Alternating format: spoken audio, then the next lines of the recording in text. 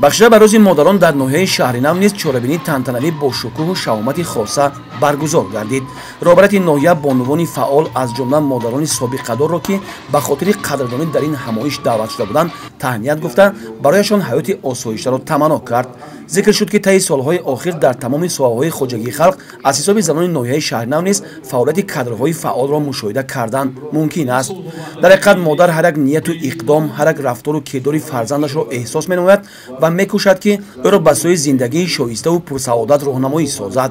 заҳматҳои беназири зан модар дар ҳаққи фарзанд инчунин ба хотири ободиву оромии кишвар моро водор месозад ки қадру қимат ва ҳурмату эҳтироми ӯро ҳамеша ба ҷо орем ва барои ӯ шароити мусоиде омода кунем ки дар баробари фаъолияти созандааш фарзандони солиму соҳибмаърифатро тарбият намояд. ҳамчунин қайд гардид ки яке аз масъалаҳои муҳимтарини ҳаёти имрӯзаи ҷомеаи мо ташаккули тарзи зиндагии солим, фароҳам овардани шароит барои модару фарзанди солим ва ташкили оилаи солим мебошад. зеро оила ниҳоди асосии ҷомеа, манбаи парваришу тарбияи нерӯи солимии зеҳниву ҷисмонӣ ва идомадиҳандаи наслҳо маҳсуб мешавад.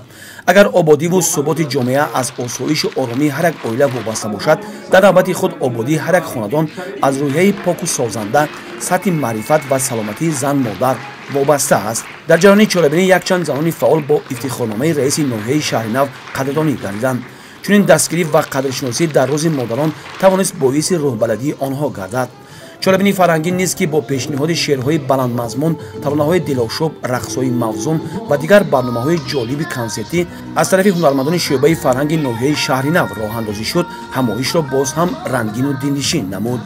таҷлили ин ҷашн ки ҳамагӣ суханҳову гуфтаҳо васфи модаронро мекард, барои фаъолзанони ноҳияи шаҳри нав таъсироти неке боқӣ гузошт.